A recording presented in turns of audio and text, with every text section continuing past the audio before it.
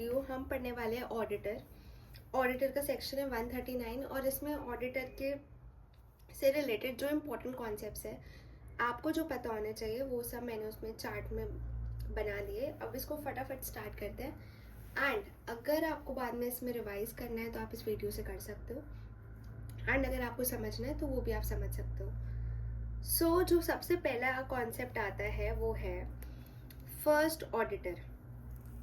जब भी company incorporate होती है तो उसको अपना फर्स्ट ऑडिटर अपॉइंट करना पड़ता है विद इन 30 डेज एंड वो जो फर्स्ट ऑडिटर अपॉइंट करता है वो होता है बोर्ड।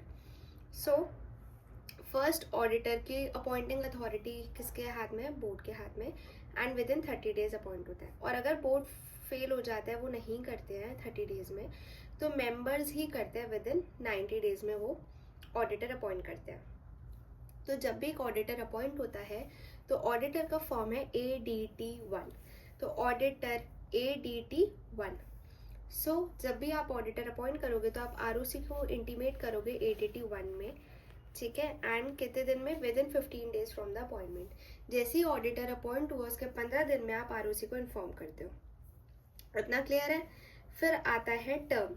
तो अगर एक इंडिविजुअल को आप अपॉइंट करो तो उसका टर्म होता है 5 ईयर्स। 5 ईयर्स का एक टर्म होता है, दैट मीन्स एक टर्म। अगर आप फर्म को अपॉइंट करते हो तो उनका टर्म होता है 2 टर्म, बेसिकली 10 साल, क्योंकि 5 ईयर का तो एक टर्म है। तो अगर आप फर्म है तो 2 टर्म और अगर इंडिविजुअल है तो एक टर्म। कूलिंग पीरियड मिलता है फिर 5 साल का। मतलब अगर आपका टेन्योर खत्म हो गया, ये इसलिए बनाया गया है क्योंकि अगर एक ही ऑडिटर एक ही कंपनी में रहेगा मोर देन 5 ईयर्स और मोर देन 10 ईयर्स तो चांसेस है कि वो बायस हो जाए, कंपनी के फेवर में अपनी रिपोर्ट दे। सो दैट ये सब चीज़ें ना हो, ना फ्रॉड हो पाए, कूलिंग पीरियड दे देते हैं 5 ईयर्स का, कि एक ऑडिटर का जब टाइम खत्म हो गया तो उसको 5 ईयर्स कूलिंग पीरियड, उसके बाद वो वापस ऑडिटर उस फर्म कंपनी में कर सकता है। बट 5 ईयर्स के लिए कंपनी को किसी और को अपॉइंट करना पड़ेगा या फिर वो ऑडिटर इनएलिजिबल हो जाएगा for to act as auditor, ठीक है। अब ये वाला जो है मैंडेटरी रोटेशन वाला जो कॉन्सेप्ट है वो कौन कौन सी कंपनी पर एप्लीकेबल है? सबसे पहले लिस्टेड कंपनी पे तो हो गई क्योंकि उसमें पब्लिक का पैसा इतना इन्वॉल्व है।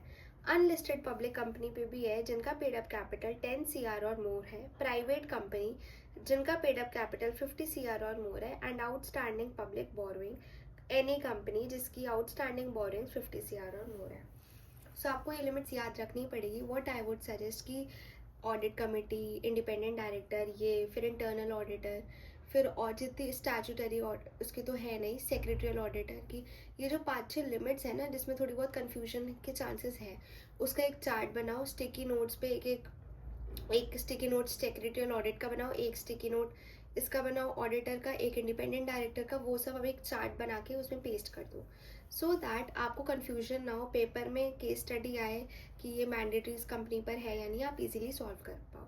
क्योंकि अगर आप अभी से याद भी कर लोगे तो आपको कन्फ्यूजन होगी कि अगर, क्योंकि पेपर में ऐसे थोड़ी आएगा ऑडिटर के चैप्टर से, नहीं, उसमें तो वो डायरेक्टली पूछेंगे। तो जिससे आपको कन्फ्यूजन ना हो आप एक चार्ट बना लो एंड उसमें सारी लिमिट्स लिख लो सो दैट आप पेपर से पहले उसको अच्छे से गो थ्रू करके चले जाओ सो दैट आपको कन्फ्यूजन ना हो, ठीक है। तो ये जो लिमिट के अंदर कंपनी आएगी ये एप्लीकेबल उन पे होगा, ये वाला प्रोविजन, ठीक है, रोटेशन वाला।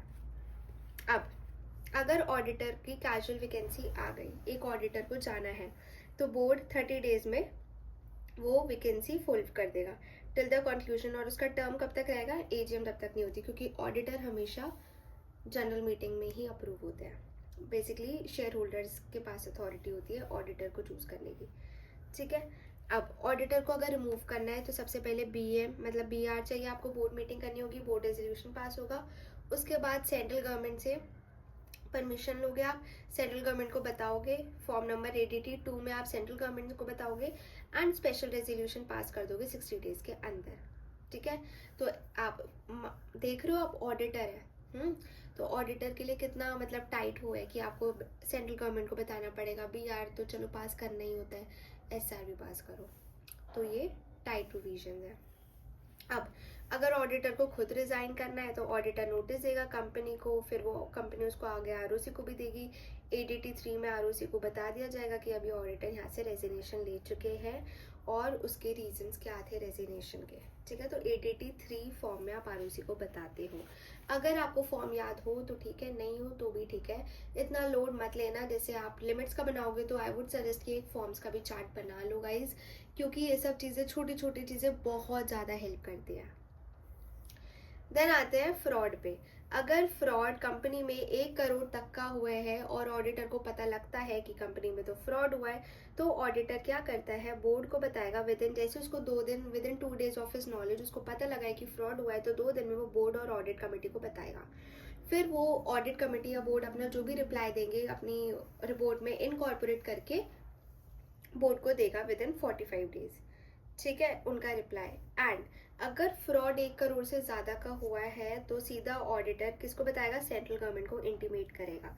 और ये फ्रॉड जो भी हुआ है कंपनी में और उसका रीज़न और क्या उसका डेविएशन क्या है, वो ठीक हुआ है यानी, ये सब डायरेक्टर रिपोर्ट में जाता है, ये मैंडेटरी है, डायरेक्टर रिपोर्ट में जाएगा ही जाएगा। सो अगर फ्रॉड कंपनी में हुआ है तो with in 2 days of his knowledge उसको बताना है बोर्ड या ऑडिट कमेटी को। एंड अगर फ्रॉड 1 करोड़ से ज़्यादा का हुआ है तब वो सेंट्रल गवर्नमेंट को बताएगा। सो ये था chart, and I would say कि ये चार्ट इज़ नॉट इनफ। आप इसकी स्कैनर से पास्ट ईयर क्वेश्चन सॉल्व करो, जो भी आपको एक्स्ट्रा इन्फॉर्मेशन मिलती है अपने खुद के चार्ट्स बनाओ, उसमें ऐड ऑन करो। अभी आपके पास टाइम है, ये टाइम है, इसको अच्छे से यूटिलाइज करो। एग्ज़ाम्स आने वाले, फिर आपको पता भी नहीं लगेगा। तो एक सब्जेक्ट अपना इतने अच्छे से कर लो कि आपको उसमें से सब आते हो। और ये ऑडिटर, ये जो मैं आपको पढ़ाई ऐसे टॉपिक्स रही हूँ जो इंटरेस्टिंग भी है और जो इम्पोर्टेंट भी है, तो इन टॉपिक्स को तो गाइज अच्छे से कर लो।